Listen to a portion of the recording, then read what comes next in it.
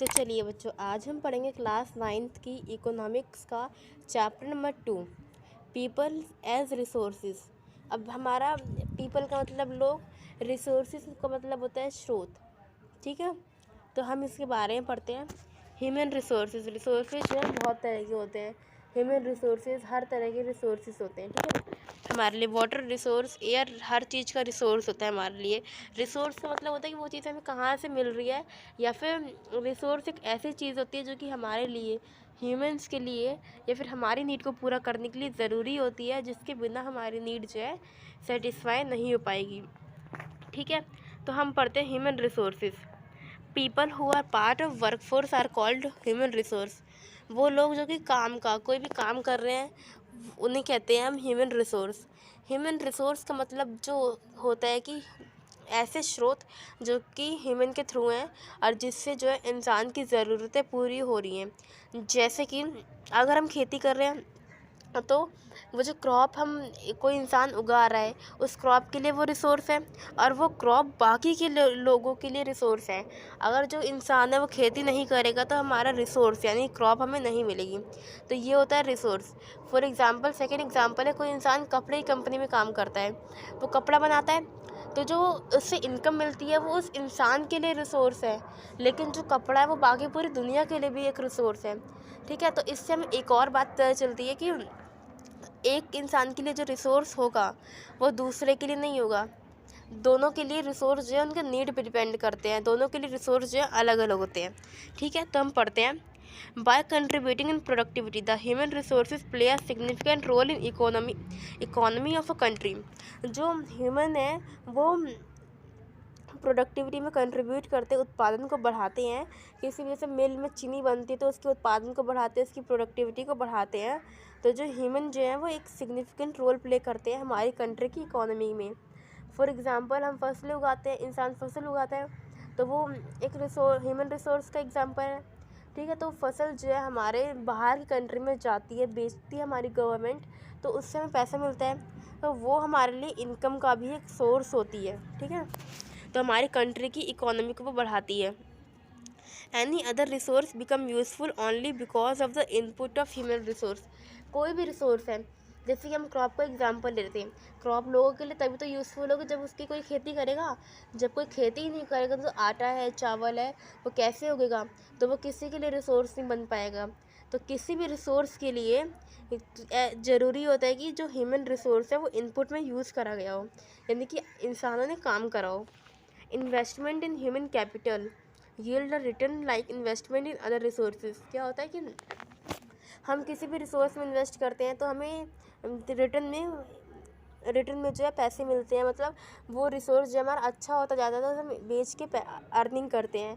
For example, हम water को conserve करते हैं तो उसके लिए उसमें इन्वेस्टमेंट करते हैं, तो वो जो वाटर है हमारे फ्यूचर जनरेशन के लिए कंजर्व हो रहा है, तो उससे हमें रिटर्न में मिल रहा है, पानी ही मिलेगा हमें रिटर्न में। ठीक है, तो ऐसी क्या है, हमारे जैसे कि हमारी गवर्नमेंट है, वो हमारी एजुकेशन पे गवर्नमेंट स्कूल्स में फ्री एजुकेशन देती है, हॉस्पिटल्स में फ्री हेल्थ केयर प्रोवाइड कर रहे हैं, और बहुत सारी गवर्नमेंट चीज़ें प्रोवाइड है जो कि लोगों के लिए फ्री हैं। तो हमारी गवर्नमेंट ये क्यों करती है? ताकि जो हमारे देश के लोग हैं पढ़ लिख सकें, उनकी हेल्थ केयर फैसिलिटीज़ अच्छी हो, वो स्वस्थ रहें, ताकि वो जो है हमारे कंट्री की जो इन्वेस्टमेंट है, कंट्री में जो अर्निंग है उसको ज़्यादा कर सकें। ठीक है, investment in human capital is done through education, training and health care. अब जो हमारी गवर्नमेंट है वो हमारी कंट्री में इन्वेस्ट करती है एजुकेशन को देख। एक इंसान जिसकी जो है बेटर एजुकेशन होगी वो ज़्यादा अर्न करेगा, और जो अनएजुकेटेड पर्सन है उससे ज़्यादा अर्न करेगा। More over a healthy person is more productive. अब क्या कहा गया है कि जो एक हेल्दी पर्सन है वो ज़्यादा प्रोडक्टिव होगा, मतलब वो ज़्यादा अर्न कर पाएगा, क्योंकि अगर वो हेल्दी है तो अच्छे से अपना काम कर पाएगा। अपना काम वो जितनी अच्छे से करेगा उससे उतनी अच्छी सैलरी मिलेगी। ठीक है, और कोई अनहेल्दी पर्सन है, बीमार रहता है, तो वो ज़्यादा से ज़्यादा छुट्टियां लेगा, काम पे इतनी एफिशिएंट नहीं रहेगा, इतने अच्छे से वो काम नहीं कर पाएगा। तो अनहेल्दी पर्सन जो है कम कमाता है हेल्दी कंपैरिजन में। ठीक है, Educated parents understand the value of education and hence invest in their child's education to secure a better future for the child. जो भी एजुकेटेड पेरेंट्स हैं वो जानते हैं कि एजुकेशन की क्या वैल्यू है, इसलिए जो एजुकेटेड पेरेंट्स हैं वो अपने चाइल्ड की, बच्चे के एजुकेशन में इन्वेस्ट करते हैं ताकि वो फ्यूचर में अच्छी अर्निंग कर सके, फ्यूचर में अच्छा इंसान बन सके. Educated parents also take extra care of the health and nutrition of their child. और जो एजुकेटेड पेरेंट्स होते हैं वो अपने बच्चे की न्यूट्रिशन और हेल्थ पे भी ज़्यादा ध्यान देते हैं, वो उनकी अच्छे से केयर करते हैं. This creates a virtuous cycle of creating a better human capital. अब जिसकी वजह से ह्यूमन कैपिटल अच्छी होगी, क्योंकि अगर अब उनके बच्चे जो है अच्छा पढ़ेंगे और हेल्दी होंगे, न्यूट्रिशियस होंगे, तो जो इनकम होगी हमारी कंट्री की, कैपिटल जो होगी वो बढ़ जाएगी. अच्छे से वर्क करेंगे तो इनकम बढ़ जाएगी. ठीक है. Uneducated parents are unable to invest on education and health care of their children. This creates a vicious cycle in which the coming generation is often forced to remain poor. क्या होता है, जो uneducated parents होते हैं वो अपने बच्चों की एजुकेशन पे इतना ध्यान नहीं देते और उनकी हेल्थ पे भी ध्यान नहीं देते, जिसकी वजह से क्या होता है उनके बच्चे कम पढ़ पाते हैं, वो अनहेल्दी होते हैं और उनकी जो फ्यूचर जनरेशन होती है उनके बच्चों की, वो भी फिर वैसे ही पुअर ही रह जाती है और वो भी अनएजुकेटेड होती है. ठीक है. हम आगे पढ़ते हैं. Economic activities. इकोनॉमिक एक्टिविटीज़ जो है 3 पार्ट्स में डिवाइड करी गई हैं. पहला primary activities, secondary activities and tertiary activities. Primary activities, economic activities पहले हम देखते हैं वो चीज़ें होती हैं जो कि हमारी इकोनॉमिकल हेल्प करती है, और उसमें हम पढ़ते हैं प्राइमरी एक्टिविटीज़ यानी कि प्राथमिक स्तर पे. Economic activities which are related to agriculture, poultry farming, fishing, horticulture, animal husbandry, mining, quarrying, etc. are called primary activities. Primary activities में आती है खेती करना, जानवरों को पालना, हॉर्टिकल्चर, एनिमल हस्बेंड्री, माइनिंग, खदानों को खोदना. ठीक है. Natural resources are just extracted. इन प्राइमरी रिसोर्सेज में हम नेचुरल रिसोर्स को एक्सट्रैक्ट करते हैं, उसमें कुछ मॉडिफिकेशन करते हैं और फिर अपने लिए यूजफुल सब्सटेंस को बनाते हैं. ठीक है. जैसे कि खेती है, एग्रीकल्चर में हम थोड़ी सी अपने नेचुरल रिसोर्सेज को यूज़ करते हैं और उससे अपने लिए यूज़फुल सब्सटेंस यानी कि ग्रेन को प्रोड्यूस करवाते हैं. अब सेकेंडरी एक्टिविटीज़ क्या होता है, manufacturing is called secondary activities. Natural resources are properly modified in secondary activity. Secondary activity में हम अपने नेचुरल रिसोर्सेज को पूरी तरह से मॉडिफाई कर लेते हैं. ठीक है. सेकेंडरी रिसोर्सेज का मीन्स है जैसे गन्ना है, गन्ना जो है हमने उगाया तो वो हमारी प्राइमरी एक्टिविटीज़ में आया और उससे हमने चीनी बनाई अपने यूज़ के लिए, अपनी सुविधा के लिए, तो वो सेकेंडरी एक्टिविटीज़ में आ गया. ठीक है. तो सेकेंडरी में हम अपने नेचुरल रिसोर्सेज को ही और ज़्यादा मॉडिफाई कर लेते हैं. अब tertiary activities, economic activities which support the primary and secondary activities. Tertiary activities वो एक्टिविटीज़ होती हैं जो कि प्राइमरी और सेकेंडरी एक्टिविटी को सपोर्ट करते हैं. For example banking, transport, finance and different types of service. Tertiary activities में हमारी प्राइमरी और सेकेंडरी आती हैं. इसमें हमारी वो एक्टिविटीज़ आती हैं जो कि प्राइमरी और सेकेंडरी को सपोर्ट करती हैं, जैसे कि बैंकिंग, ट्रांसपोर्ट, फाइनेंस एक्सेट्रा. ठीक है. हाँ ठीक है. On the basis of production goal, economic activities are also divided into 2 types, market activities and non-market activities. अब प्रोडक्शन के बेसिस पे जो हमारी इकोनॉमिक एक्टिविटीज़ हैं वो 2 टाइप में डिवाइड है. पहला मार्केट एक्टिविटीज़ और नॉन मार्केट एक्टिविटीज़. मतलब वो फर्स्ट होती है मार्केट एक्टिविटीज़. मार्केट एक्टिविटीज़ में क्या होता है, व्हेन सम प्रोडक्ट और service is produced to be sold in the market. Market activities का मतलब है कि कोई भी प्रोडक्ट है वो हमने बाज़ार में बेचने के लिए बनाया है, मार्केट में बेचने के लिए बनाया है ताकि हम अर्निंग कर सकें. ठीक है. और नॉन मार्केट एक्टिविटीज़ हमारी होती हैं व्हेन सम प्रोडक्ट और services is produced for self consumption. जब जो हमने चीज़ बनाई है वो हमने अपने यूज़ के लिए बनाई है, तो इसे हम नॉन मार्केट एक्टिविटीज़ कहेंगे. If a farmer produce just enough to meet his family need then his activity is a non-market activity. Similarly, the work of a housewife in a non-market activity. Because she is working for the benefit of our family members. क्या होता है, कोई किसान है जो कि अपने खेत में खेती कर रहा है सिर्फ अपनी फैमिली के लिए, इतना ही उगा रहा है जितना उसकी फैमिली खा ले, तो वो नॉन मार्केट एक्टिविटीज़ होगी। लेकिन कोई किसान है जो गन्ना उगा रहा है और चीनी बना रहा है गन्ने से, तो वो चीनी इसलिए बना रहा है ताकि वो बेच सके बड़े लेवल पे, तो वो मार्केट एक्टिविटीज़ होगी। वो पैसे कमाने के लिए बना रहा है। मेनली मार्केट एक्टिविटीज़ में वो एक्टिविटी आती है जो कि पैसे कमाने के लिए हो, और नॉन मार्केट में वो होती है जो कि हम अपने बेनिफिट के लिए करें, पैसे कमाने के लिए नहीं करते। ठीक है, तो हम आगे देखते हैं। Quality of population. अब जो पॉपुलेशन रह रही है उसकी क्वालिटी क्या क्या होनी चाहिए। ठीक है, literacy rate, health rate and skills determine the quality of a population. अब एक लिटरेसी रेट क्या होता है कि कितनी साक्षरता है, कितने लोग पढ़े लिखे हैं। ठीक है, जो क्वालिटी होती है पॉपुलेशन की वो इससे पता चलती है कितने लोग पढ़े लिखे हैं, कितना अच्छा हेल्थ सिस्टम है, और कितनी उनके अंदर स्किल्स है, कितने डिफरेंट काम उन्हें आते हैं। ठीक है, अब illiterate and unhealthy population can be liabilitated for the economy. अब जो इलिटरेट यानी कि अनपढ़ जो जनता होगी, बिना पढ़े लिखे जो लोग होंगे और अनहेल्दी जो लोग होंगे, वो जो इकोनॉमी को बहुत ही नुकसान पहुंचाते हैं और इनसे बहुत ही कम बेनिफिट होता है हमारी कंट्री को।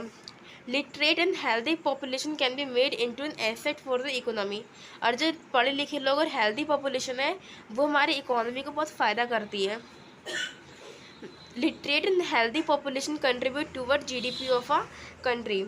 और जो लिटरेट पढ़ी लिखी और हेल्दी जो पॉपुलेशन है वो जीडीपी को भी कंट्रीब्यूट करती है। अब जीडीपी की फुल फॉर्म होती है हमारी ग्रॉस डोमेस्टिक प्रोडक्ट। इसके बारे में आगे पढ़ेंगे। अब इसका फर्स्ट पॉइंट है एजुकेशन। क्वालिटी क्या होनी चाहिए पॉपुलेशन की, पहली होनी चाहिए education. Education enhance the literacy level and skill level of a person. Education से हमें पता चलता है कि कोई भी इंसान कितना स्किल्ड है और वो कितना पढ़ा लिखा है। It also help in enriching the culture of the society. जो एजुकेशन है वो हमें किसी कल्चर के बारे में भी पढ़ाती है। Presence of educated person in the society indirectly benefit the illiterate person as well as. अब अगर कोई पढ़ा लिखा इंसान भी है, लिटरेट पर्सन भी है, तो इनडायरेक्टली उससे जो इलिटरेट पर्सन है, जो पढ़े लिखे लोग नहीं है, उन्हें भी बेनिफिट होता है। फॉर एग्ज़ाम्पल, जैसे कि कोई इंसान पढ़ा लिखा है, उसने एक कंपनी खोली, उसने अपनी कंपनी में बहुत सारे इलिटरेट लोगों को काम दिया, जॉब मिली लोगों को, तो इससे इलिटरेट लोगों का भी इनडायरेक्टली फ़ायदा हुआ। ठीक है,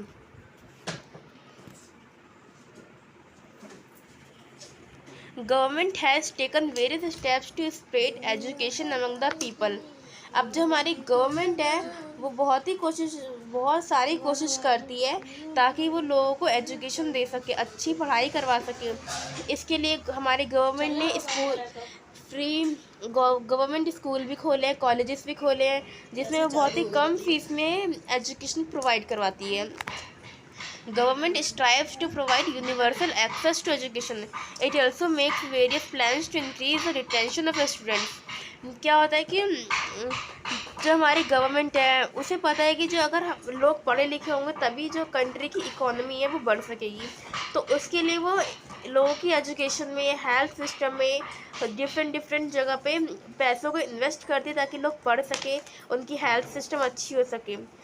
जैसे कि स्कूल्स में जो गर्ल्स थी वो नहीं पढ़ती थी, तो गवर्नमेंट ने ज़्यादा से ज़्यादा पैसे देने की कोशिश करी, जिससे आज पहले के कंपैरिजन में बहुत सारे लोग पढ़े लिखे होते हैं। जो पहली बार हमारी गवर्नमेंट ने फर्स्ट प्लान बनाया था एजुकेशनल सिस्टम पे, वो 151 करोड़ रुपीस का था। वो फिर जब 43,825 करोड़ का बढ़ गया, 10वीं बार में इतना हो गया। जो हमारी गवर्नमेंट है, हम देख रहे हैं कि हर साल ज़्यादा से ज़्यादा इन्वेस्ट कर रही है हमारी एजुकेशन सिस्टम में। वो चाहते हैं कि जो हमारी गवर्नमेंट है उसने हमारे एजुकेशन सिस्टम पे बहुत ही ज़्यादा खर्चा करा है, और जिससे कि हमारी जो लिटरेसी रेट है हमारी कंट्री की वो भी बहुत ज़्यादा बढ़ गई है। इतने हमारी गवर्नमेंट ने 151 करोड़ जो है हमारी एजुकेशन पे पहले ही प्लान में खर्चा करा था, और फिर ये बढ़ते बढ़ते जो 10th प्लान था उसमें 43,825 करोड़ खर्च किए, जिसकी वजह से जो हमारी लिटरेसी रेट है वो 1951 में 18% थी और 2011 में बढ़ते बढ़ते 70% तक आ गई। Kerala is a state with more than 90% literacy, while some states have a low literacy rate. जो केरल है, केरल में 90% से भी ज़्यादा लिटरेसी रेट है, और बाकी जो कुछ ऐसी जगह है, स्टेट है, जहाँ पर लिटरेसी लेवल बहुत ही कम है। Government has recently launched Sarv Shiksha Abhiyan to spread education to remote parts of the country. Under this program, all children under the 16 to 14 years of age are given elementary education. हमारे government ने सर्व शिक्षा अभियान भी चलाया, जिसकी वजह से जो हमारे गांव के एरियाज़ के जो बच्चे हैं वो जो 6 से 14 साल के बीच में हैं उन्हें एजुकेशन मिल सके, ताकि सब एजुकेट हो सकें और लिटरेसी रेट जो है बढ़ सके। Government also provide midday meal in government schools so that children of poor people can attend the school. Midday meal has helped many children from the poor to attend school. अब क्या, जो बच्चे थे वो पढ़ने में इतने इंटरेस्टेड नहीं थे और ना ही पेरेंट्स उन्हें पढ़ाने में इतना इंटरेस्टेड थे, खासकर पुअर फैमिली के।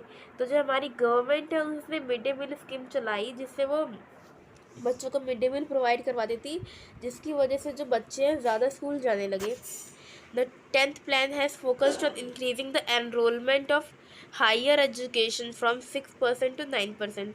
The strategy is to increase access, quality and adoption of state-specific curriculum to motivate enrollment in higher education. जो 10th प्लान था वो बेस्ड था कि जो क्वालिटी एजुकेशन की उसे बढ़ाना चाहिए और एक्सेस को बढ़ाना चाहिए, ताकि हर गरीब से गरीब इंसान जो है पढ़ सके, एजुकेशन ले सके। Vocational courses are also offered and use of IT is being maximized to attain the goal. तो वोकेशनल कोर्स चलाए गए कई सारे और IT का जो यूज़ है वो ज़्यादा से ज़्यादा बढ़ाया गया। The 10th plan also focus on distant education, convergence of formal, non-formal and IT education. अब हम देखते हैं यहाँ पर एक डाटा दे रखा है इंस्टीट्यूशन ऑफ हायर एजुकेशन। अब हम इसे देखते हैं ईयर 1950 से 51 में कॉलेज जो है 750 थे, 750 थे। यूनिवर्सिटी जो है 30 थी। स्टूडेंट जो थे पढ़ने वाले वो 2,63,000 थे और टीचर्स जो थी 24,000 थी। ठीक है, तो ऐसे ऐसे हम देख रहे हैं कि जैसे जैसे हम नीचे जा रहे हैं, जैसे जैसे हमारा टाइम बीतता जा रहा है, वैसे वैसे जो नंबर ऑफ़ टीचर्स हैं, स्टूडेंट्स हैं, यूनिवर्सिटी और कॉलेजेस बढ़ते जा रहे हैं। तो इससे पता चलता है कि हमारे गवर्नमेंट ने जो इन्वेस्ट किया है उसकी वजह से जो एजुकेशन सिस्टम है वो सुधरने लगा है। फॉर एग्ज़ाम्पल हम देखते हैं कि 1950 टू 51 से कंपेयर करते हैं 1998 टू 1999। 1999 में क्या है, नंबर ऑफ़ कॉलेजेस थे 11,089 और यूनिवर्सिटी थी 238 और नंबर ऑफ स्टूडेंट थे 7,41,417,000 और टीचर्स थे 3,42,000। अब source UGC annual report 1996 to 97 and 1998 to 99 and selected educational statistics, ministry of HRD। Main इसमें क्या था कि जो हमारी गवर्नमेंट थी उसमें इतना इन्वेस्ट किया क्योंकि उसे पता था कि अगर वो एजुकेशन सिस्टम और हेल्थ सिस्टम अच्छा रखेगी तभी जो हमारे लोग हैं, हमारी कंट्री की इनकम बढ़ सकेगी, प्रोडक्टिविटी बढ़ सकेगी। तो हमारी गवर्नमेंट ने हमारी एजुकेशन को और हेल्थ सिस्टम को अच्छा रखने की कोशिश करी। तो चलिए बच्चों, इस पार्ट में हमने पढ़ा कि कैसे हमारी गवर्नमेंट ने हमारी हेल्थ के ऊपर ध्यान दिया और कैसे उसने हमारी एजुकेशन को सुधारा। हमारी एजुकेशन सिस्टम जो है गवर्नमेंट ने उस पर बहुत सारा खर्चा किया है, जिसकी वजह से हमारी एजुकेशन सिस्टम जो है बहुत ज़्यादा ही बढ़ गई है। तो इसके अगले पार्ट में हम देखेंगे कि कैसे गवर्नमेंट ने हमारी हेल्थ पे फोकस किया और हमारी हेल्थ सिस्टम कैसे इम्प्रूव हुई। तो चलिए, जब तक के लिए आप इसी वीडियो को देखिए और इसके नोट्स को याद करिए और चैप्टर रिवाइज करते रहिए।